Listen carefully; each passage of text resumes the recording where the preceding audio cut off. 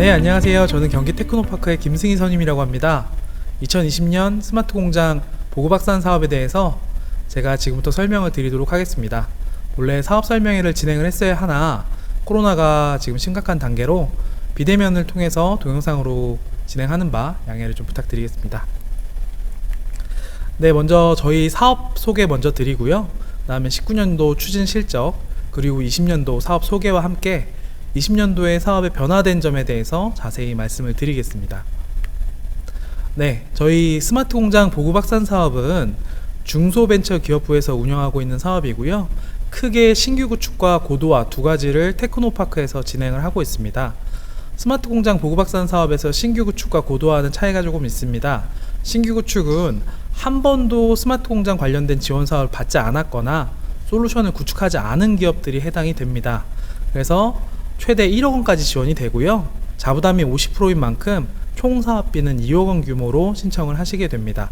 2억 원 중에 1억 원이 지원이 돼서 50%가 지원이 되게 되고요.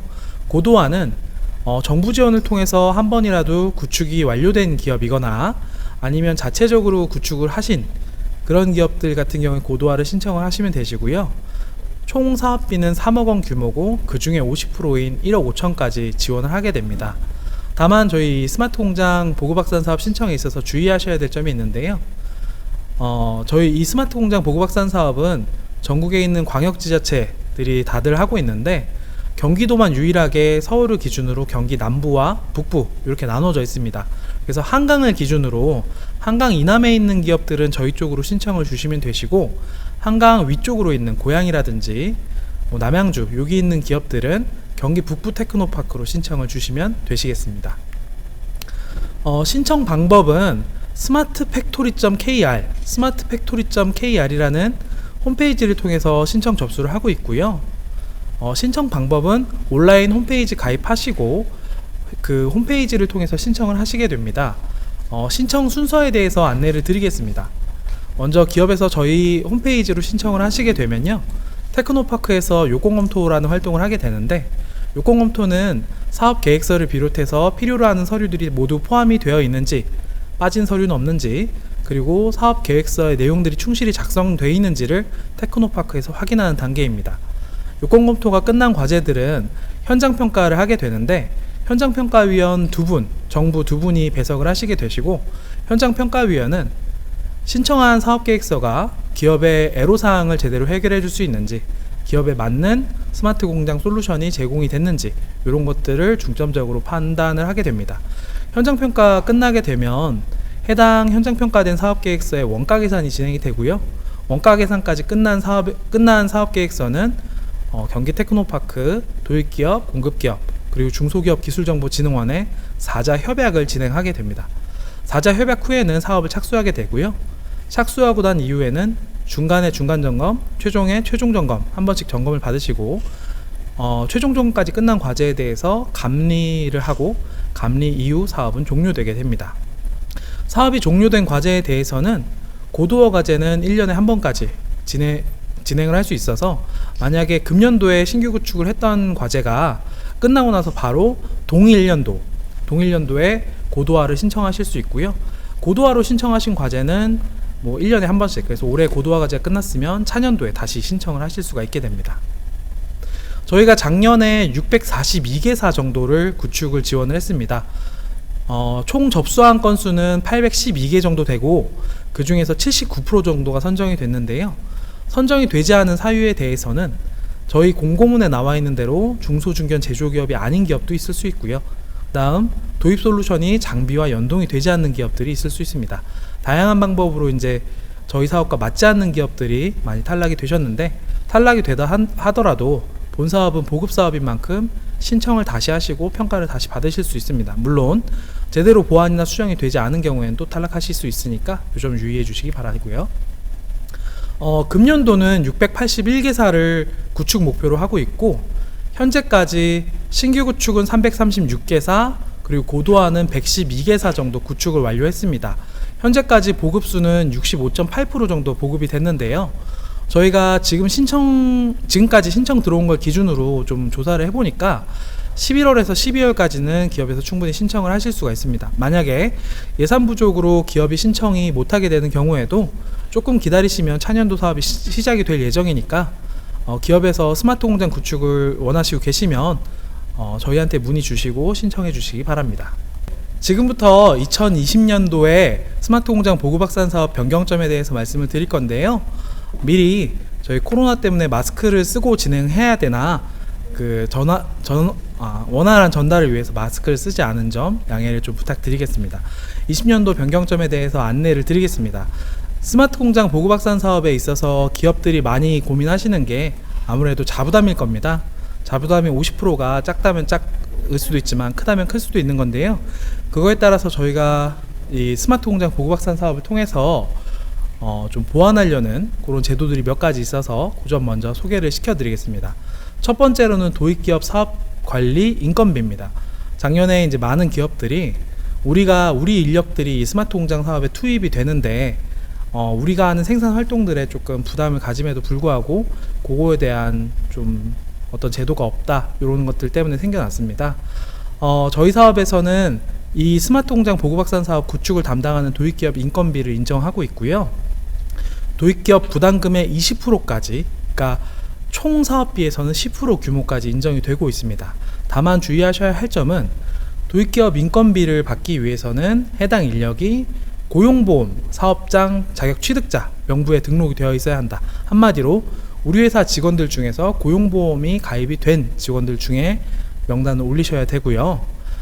도입기업 인건비 같은 경우에는 기업에 현금으로 돈을 들이는 그런 경우는 아닙니다. 사업 완료 시에 해당 인력에 대한 인건비 지급 증빙 서류, 그래서 원천 징수부라든지 월급 명세서라든지 입금 확인증 이런 것들을 제출을 하셔야 되고요. 그 다음에 그 인력들이 우리 사업을 통해서 어떤 활동들을 했는지 그 수행일지를 작성해서 제출을 해주셔야 됩니다. 그러면 저희 테크노파크에서는 어떤 인력이 얼마의 월급을 받으면서 이 사업에 몇 개월이 투입됐는지를 계산을 합니다. 그래서 수행일지랑 그분들 신청하신 참여율 계산해서 그만큼 도입기업 자부담, 현금 부담에서 좀 빼주시게 되는데요. 빼드리게 됩니다. 그거를 저희가 간략하게 표로 좀 나타냈습니다. 표를 보면 설명을 드릴 건데요. 1.5억 정도 사업비를 가지고 있는 기업의 경우 도입기업 인건비, 관리인력비가 없는 경우에는 자부담 7,500만원, 그 다음에 정부지원금 7,500만원 규모가 됩니다. 다만 도입기업 인건비를 1,000만원 정도 삽입을 하게 되면 총 사업비는 1억 6천만원으로 변경이 되고요. 1억 6천만원에 50%인 8천만원 정부지원금을 현금으로 지원이 되게 되고요. 그 다음에 자부담 8천만원 중에서 1,000만원의 도입기업 인건비는 앞서 소개해드린 바 입금 확인증 또는 원천징수 같은 서류를 증빙하시고 수행일지 내시게 되면은 그만큼 도입기업 인건비만큼 자부담을 내셨다고 인정이 돼요. 그러면 업체 부담금이 현금으로 8천만원 내시는 게 아니라 현금으로 7천만원만 내시게 됩니다. 그럼 표에서 보신 것처럼 도입 자부담 현금이 500만원 정도 줄어드는 효과를 지금 보일 수가 있습니다.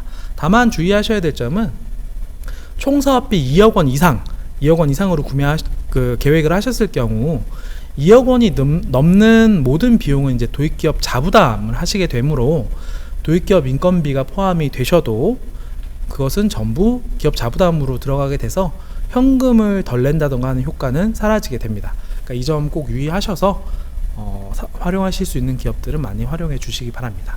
그 다음으로 클라우드 서비스 이용료인데요. 원래 저희 사업에서는 서버를 기업 내에 구매를 하시고 서버를 두시고 그 서버에 데이터가 올라가는 것만 인정이 됐었는데 중소기업들이 많은 어려움들을 겪고 계세요. 서버를 두게 되면 서버 관리하시는 인원들도 있어야 되고 서버가 항상 켜져 있어야 되고 보안이라든지 여러 가지 문제들이 있어서 어려움을 겪고 있는 기업들을 위해서 클라우드 서버 이용료도 지원을 하게 됐습니다. 클라우드 서버 이용료는 최대 3년까지 지원이 가능해요. 최대 3년이란 얘기는 3년을 다 채우라는 말씀은 아니고요.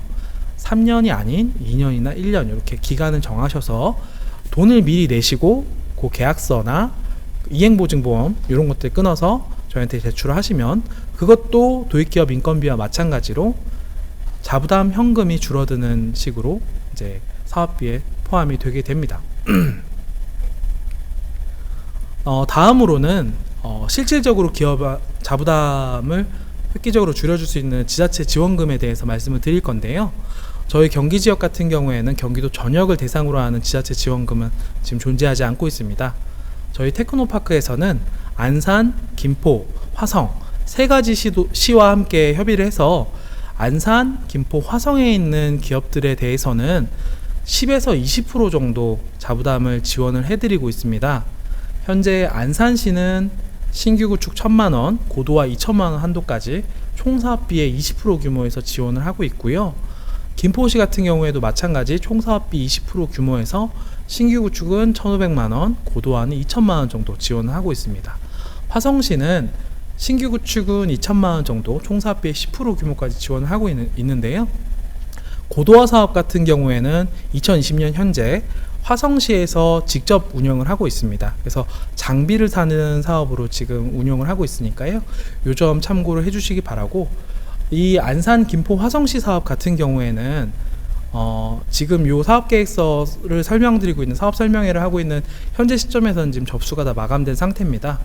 그래서 차년도에도 지금 기획이 되고 있으니까 지금 알아두셨다가 차년도에 먼저 사업을 신청하시고 신청을 주시면 될 것 같고요. 경기 테크노파크 홈페이지에서 사업 공고를 확인하실 수가 있습니다.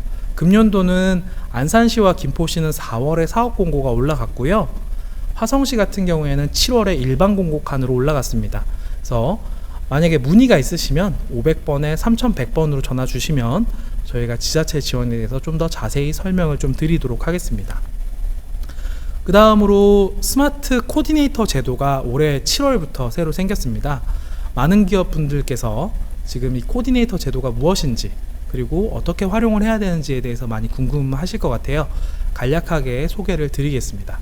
스마트 보급확산 사업의 전문 코디네이터는 평가위원을 비롯해서 전문성이 있는 전문가들 중에서 코디네이터를 선발을 올해 했습니다. 총 6회에 걸쳐서 사업계획서 수립에서 사후관리까지 1:1 지원을 하게 되는 전문 인력이고요. 2020년 7월부터 지금 시행이 되었습니다.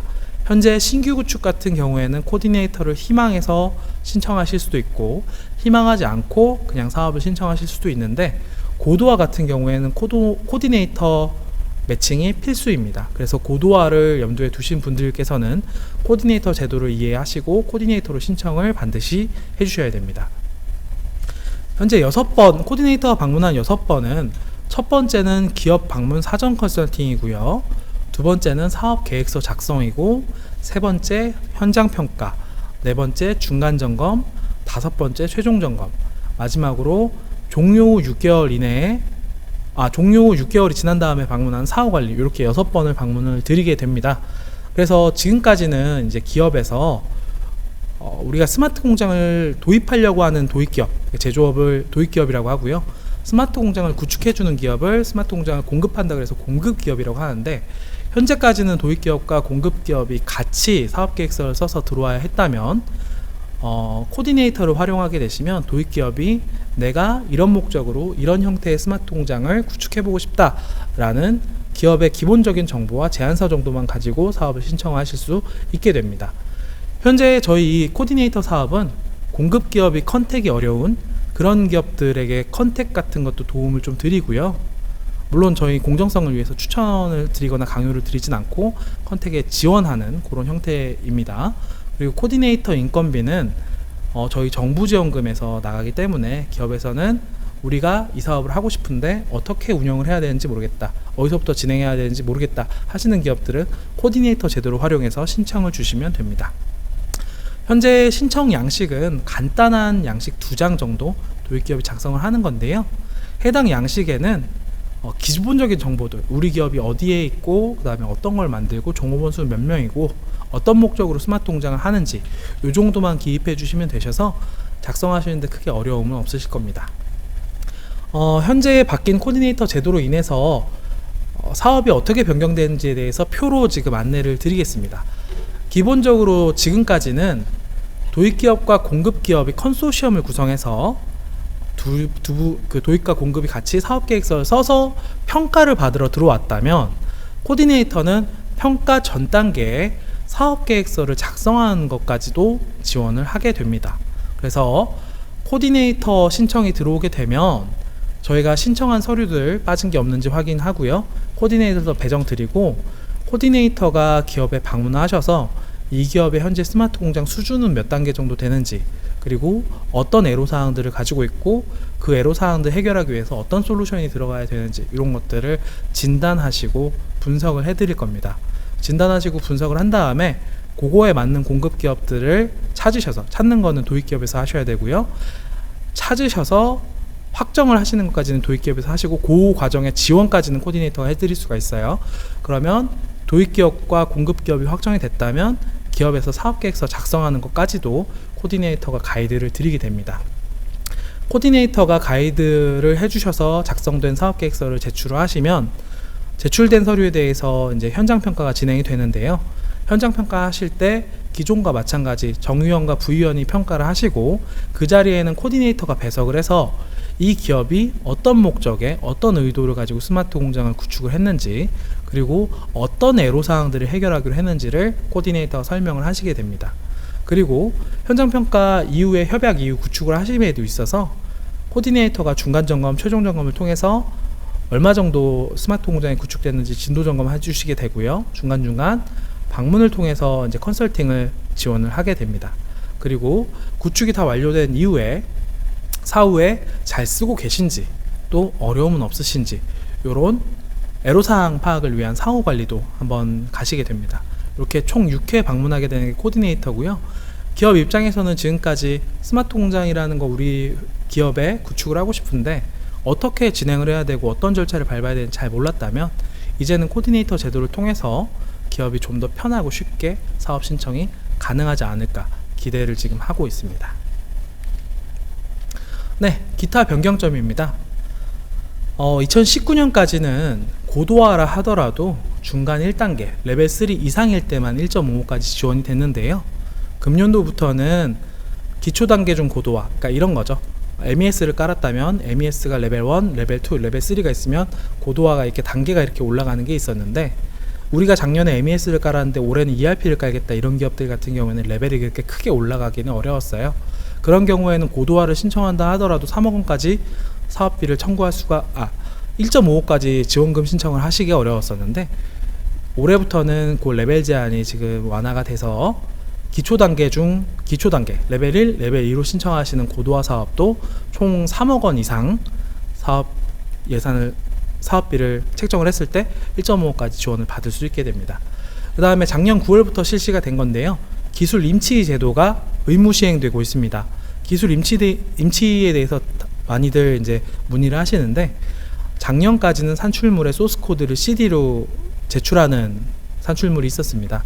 이게 이제 도입기업이 그 작성된 소스 코드를 가지고 이제 AS라든지 복구 이런 것들을 하기 위해서인데요. 올해부터 소스 코드를 CD로 제출하는 것들은 없어졌고, 대신에 기술 임치 제도를 통해서 해당 역할을 대신하고 있습니다. 그래서 사업에 신청하시는 모든 기업들은 기술임치 전문기관에 2년까지 기술임치를 해야 되는 의무가 있습니다. 사업 신청하실 때 유의해 주시기 바랍니다. 다음으로는 자주 묻는 질문에 대해서 제가 FAQ를 좀 준비를 했습니다. 그래서 그거를 설명을 드리면서 사업에 대해서 기업들이 어떤 것들을 많이 묻고 있는지 안내를 드릴 거고요. 기타 문의가 있으실 경우에는 500번에 3100번으로 전화를 주시면 저희가 알아보고 회신을 드리도록 하겠습니다. 첫 번째입니다. 정부 지원을 받지 않고 솔루션, 프로그램 같은 거를 구축했는데 이 경우에는 신규 구축으로 들어가는 신규 사업인가요? 라고 문의를 주신 기업이 있는데요. 해당 경우에는 신규 구축과 고도화 둘 다 가능합니다. 첫 번째로 정부 지원을 받지 않았기 때문에 당연히 신규 구축은 가능하고요. 만약에 우리 기업이 구축하는 게 3억이 넘는다, 사업비가. 그래서 좀 정부 지원을 좀 많이 받고 싶다, 1.5억까지 정부 지원을 받고 싶다, 이런 경우에는 기존에 구축하신 솔루션이 있기 때문에 고도화로 바로 신청을 하셔도 됩니다. 다만 고도화로 사업을 신청하셨을 경우에는 사업계획 평가를 할 때 평가 대상이 기존 구축한 것과 이번에 새로 구축하는 것의 차이점이 어떻고, 이 차이점을 통해서 어떤 애로사항들이 해소가 되는가가 중점인 만큼 현장 평가 시 구축 정도에 따라서 고도화로 인정이 되지 않을 수 있습니다. 요 자체 구축한 요 솔루션은 스마트 공장 레벨에는 미치지 못하니까 아예 신규 구축부터 하시라, 이렇게 현장평가에서 안내를 받을 수 있습니다. 좀 주의해 주시고요. 두 번째 질문입니다. 도입기업 사업관리 인력은 단순 사무직도 포함하나요? 이런 것도 많이 물어보시는 질문인데요. 회계나 지출 같은 단순 사무지원인 경우에는 도입기업 인건비를 지원을 받으시기가 어렵습니다. 그러니까 도입기업 인건비가 포함되는 이유는 솔루션 구축을 함에 있어서 TF팀이라든지 아니면 전담 인력이라든지 이런 역할을 기대하면서 저희가 도입기업 인건비를 넣는 건데, 회계나 지출 같은 단순 사무지원 같은 경우에는 협약 단계에서 저희 상위가 인정을 못 받는 경우들도 생기고요. 그거는 저희 사업에 있어서 참여 인력이라고 인정받기가 조금 어려운 부분들이 있습니다. 그래서 현장 분석, 솔루션 설계, 자료 수집, 저장 혹은 로우 데이터 작성, 이런 솔루션 개발과 프로젝트 관리를 위해 투입되는 인력들만 도입기업 인력이 가능하다, 이렇게 이해하시면 되겠습니다. 다음입니다. 사업관리 시스템 회원가입 후에 인증이 되지 않았습니다. 어떻게 돼야 될까요? 이런 거 저희 테크노파크로 홈페이지나 시스템에 대한 문의들이 많이 오는데요. 저희 경기 테크노파크도 마찬가지로 아이디와 권한을 부여받아서 과제 관리의 기능만 현재 수행을 하고 있습니다. 그래서 시스템에 관련된 문의가 있으시면 1644-1736번입니다. 1644-1736번으로 전화를 주시면 여기서 홈페이지 시스템 같은 거를 관리하시기 때문에 인증이 되지 않는다든지 승인이 되지 않는다든지 단계가 넘어가지 않는다든지 로그인이 안 된다든지 이런 문제들은 1644-1736번 번호를 통해서 해결을 하셔야 됩니다. 다음으로 공급기업 기술자 등급입니다.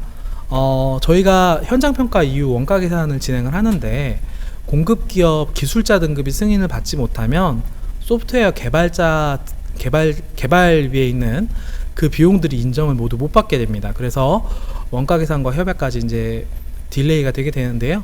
저희가 요건 검토할 때 이 공급기업 기술자 등급이 승인 상태가 아니면 꼭 이 승인을 받고 들어오시라 말씀을 하고 있는데, 요 기술자 등급도 마찬가지로 저희 테크노파크에서 단독으로 진행하는 것이 아니라 중소기업 기술정보진흥원이라는 요 사업을 전국 사업을 총괄 관리하는 그 기관에서 지금 운영을 하고 있습니다. 그래서 사업 신청 전에 반드시 공급기업에서는 투입 인력에 대해서 등급 승인을 받고 들어오셔야 빠른 진행이 가능합니다. 네, 저희 경기 테크노파크에서 진행하고 있는 스마트 공장 보급 확산 사업이 정부 사업인 만큼 저희한테 제출해야 되는 행정적인 서류들도 굉장히 많은데요. 2020년에도 산출물이 물론 있습니다. 2020년 산출물 목록은 스마트 팩토리.kr이라는 저희 신청받고 있는 시스템이 있는데요. 홈페이지 들어가셔서 자료실에 53번 자료를 보시면, 다시 한번 말씀드리겠습니다. 스마트 공장 사업관리 시스템 홈페이지에서 자료실 53번 자료를 보시면 목록하고 양식을 확인하실 수가 있습니다. 네, 다음으로 원가 계산 진행에 대해서 안내를 드리겠습니다. 많은 기업들이 현장평가까지 끝나면 기업이 우리가 이미 선정이 됐구나 라고 생각을 하세요. 그리고 나서 우리가 언제 협약이 되는지, 언제 우리가 다음 단계 진행이 되는지 이런 거를 많이 문의를 하세요. 이유는 현장평가까지는 기업에 저희가 연락을 주기적으로 드립니다. 서류를 뭐가 빠뜨리셨어요? 아니면 언제 현장평가 할 거예요? 현장평가 한 거에 대해서 보완을 해서 올려주셔야 돼요 라는 연락들을 드리는데, 저희가 현장평가가 끝나면 이제 선정 예정 이런 식으로 표현을 하게 돼요. 현장평가 끝나게 되면 그 과정을 거치게 되고 그 과정 이후에는 원가 계산으로 넘어가게 됩니다. 근데 원가 계산 과정에서는 기업한테 연락드리는 일이 거의 없어요. 왜냐면 사업계획서에 작성되신 계산된 사업비에 대해서 원가 전담 기관에서 그거를 원가 계산하는 기간이기 때문이에요. 만약에 문제가 있으면 연락을 크게 드리진 않는데, 이러니까 기업 입장에서는 계속 연락이 오다가 한순간에 연락이 끊어지니까 우리가 어떤 단계까지 진행이 되고 있는지, 진행이 되고 있는 건 맞는지 문의를 많이 주십니다. 그래서 제가 절차도를 오늘 좀 준비를 했습니다. 그래서 원가 계산을 현장평가 끝나게 되면 저희 테크노파크에서는 원가 계산 기간을 지정을 하고요. 그 다음에 원가 계산 기간에서는 사업비 검토하시고 자료 요청을 합니다. 이 자료 요청은 뭐냐면, 원가 계산 기간에서 일반적으로 알아보기 어려운 금액의 경우는 기업한테 대응 자료, 관련 자료를 요청을 좀 하는 경우예요. 그래서 기업에서는 이 자료 요청이 오셨으면 그거에 대해서 이제 회신을 주셔야 원가가 다시 이제 진행이 되게 되고요. 그러면 원가 계산 기간에서 모든 원가가 끝나면 원가 계산 결과를 이제 시스템에 입력을 하고요. 시스템에 입력하신 거에 대해서 도입기업이 승인을 하시게 됩니다.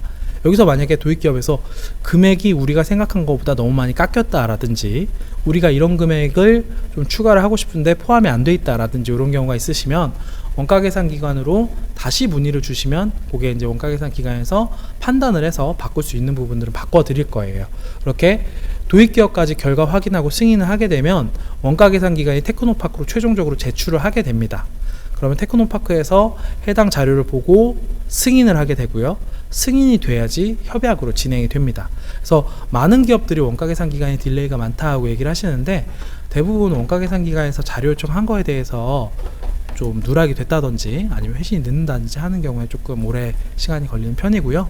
원가 계산 기간에서 만약에 사업비에 문제가 없다, 뭐 이를테면 우리가 추가로 더 자료를 요청할 게 없다고 하면 기업에 연락을 따로 드리진 않아요. 그러다 보니까 기업에서는 지금까지 계속 주기적으로 연락을 주고 받았었는데 테크노파크라든지 현장평가위원하고 원가 계산 딱 넘어간 다음에 연락이 없으니까 좀 조급해 하시는 분들이 계신데 그 점은 한 일주일 정도 시간이 걸리니까 그 부분만 조금 기다려 주시면 저희가 안내를 드리도록 할 거고, 원가 계산 기간에서 이제 전화보다는 메일이나 문자 이런 걸 통해서 요청을 많이 하시는데 그 누락됨 없이 제출을 좀 부탁드립니다. 그래야지 진행이 빨리 될 수 있습니다.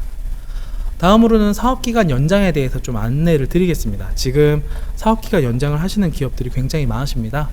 저희 그 스마트 공장 보급확산 사업이 6개월까지 사업의 진행이 가능하고요. 최장 3개월까지 연장을 할 수가 있습니다.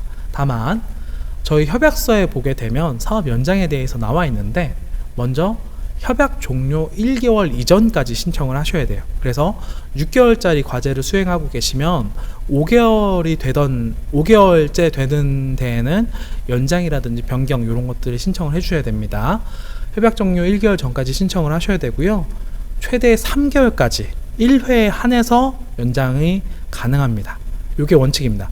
그래서 저희한테도 많은 기업들이 한 달 정도 연장을 하고 그래도 안 돼서 추가로 연장하는 경우들이 생기는데 요거는 원칙과 맞지 않습니다. 한 번 그리고 최대 3개월까지만 연장하는 것이 원칙이고요.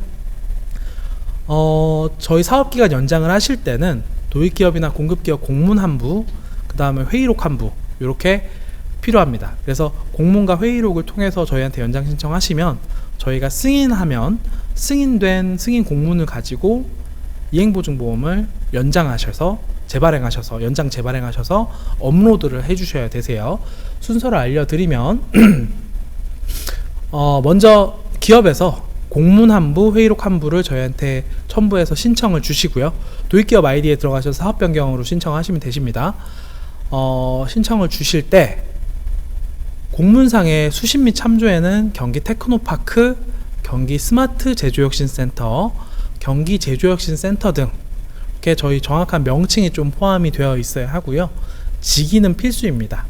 그리고 회의록 내에는 도입기업과 공급기업 담당자 모두 서명을 하셔야 돼요. 그래야지 도입과 공급 모두 승인했다 이렇게 해서 신청이 되는 거거든요. 그 다음에 요건이 모두 확인이 되면 저희가 승인됐다는 공문을 먼저 기업에 발송을 드려요. 그러면 기업에서는 이행보증보험을 기간이 연장되는 것만큼 연장하셔서 재발행을 하시고요. 그 다음에 그거를 업로드 하셔야 저희가 최종적으로 승인을 드립니다.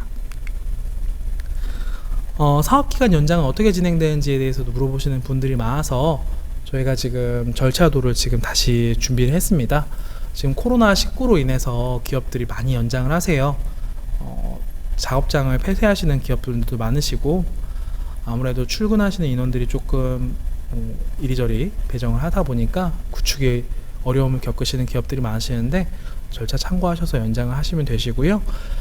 최대 1회 3개월까지 연장하시는 데는 아무 제한이 없습니다. 지금 구축하시는데 어려움이 있으시면 연장을 하시고, 기간 연장 신청을 하시게 되면 기간 연장 신청에 대해서 이제 표로 이제 안내를 드릴게요.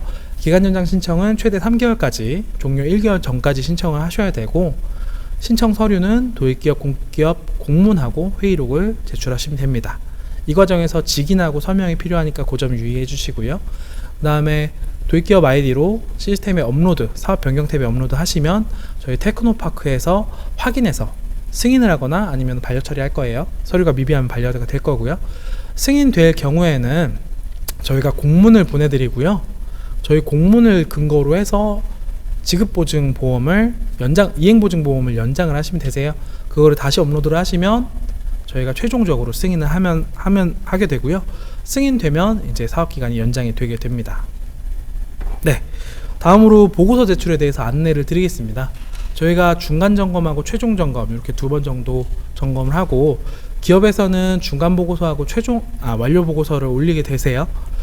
먼저 중간보고서는 언제 올리시냐면 중간점검 이전에 올리시는 거예요. 그러니까 많은 분들이 조금 오해를 하시는 게, 점검을 하고 나서 중간보고서를 올리시는 게 있는데, 중간점검 보고서는 중간점검 하시기 전에 올려서 위원님들이 중간점검 보고서를 보고 점검을 가시는 게 맞습니다. 그래서 중간점검 이전까지 중간보고서는 완료를 해주시고요, 올려주시고요. 그 다음에 완료보고서 같은 경우에는 최종점검 이전까지 시스템에 올려주셔야 돼요. 그래서 기본적으로 보고서는 점검하기 전에 올려셔서 저희가 보고 확인하고 그 다음에 현장에 간다, 이렇게 확인을 해주시면 됩니다. 네, 이렇게 마지막 질문인 것 같아요. 중간점검하고 최종점검 일정에 관련해서 이제 문의하시는 분들이 간혹 계세요. 중간점검과 최종점검 일정을 TP에서 일괄적으로 적용해서 알려드리거나 하진 않습니다. 테크노파크는 간사기관이고 관리기관이기 때문에 도입기업, 공급기업, 그리고 점검을 진행하시는 위원님하고 일정을 협의하셔야 돼요. 기업에서 먼저 위원님한테 일정을 알려주셔도 되고, 아니면 위원님이 일정이 가능한 날 알려주셔서 그 중에서 찍어서 하셔도 되고, 그 방법에 대해서는 제한이 없고요. 도입기업과 공급기업 점검위원 간에서 일정을 협의해서 TP로 이제 알려주시면 그때 저희가 방문해서 점검을 같이 참석하도록 하겠습니다. 시점은 중간점검 같은 경우에는 설계가 완료된 시점에 중간점검을 하시는 겁니다. 그러니까 구축하기 전에 설계까지 완료되면 그때 중간점검 하시면 된다 보시면 되고요. 최종점검 같은 경우에는 감리 전에 진행하셔야 돼요. 반드시 감리가 진행되기 전에는 진행을 하셔야 돼요. 협약기간이 변경되는 경우에는 미리 좀 일정을 공유하셔서 그 도입기업, 공기업 그 위원 간에 일정에 오해가 생기지 않도록 관리를 해주시기 바랍니다. 네, 제가 지금 설명드리고 있는 자료나 혹은 공고문, 그 다음에 기타 안내 자료들에 대해서는 저희 스마트 공장 관련돼서 유튜브를 지금 개설을 해놨습니다. 유튜브에서 경기 스마트 공장이라고 검색을 하시면 저희 홈페이지가 나오는데요. 거기에 앞서 안내드렸던 코디네이터에 대한 변경사항이라든지, 아니면 안산시, 화성시, 김포시 이런 기초지자체 사업들이 어떻게 운영이 되는가, 이런 거라든지 자세한 내용들 올려놨으니까 요점 참고하셔서 해당 유튜브에 방문해 주시면 다양한 정보를 받으실 수가 있습니다. 오늘 사업 설명회 이걸로 마치겠습니다. 감사합니다.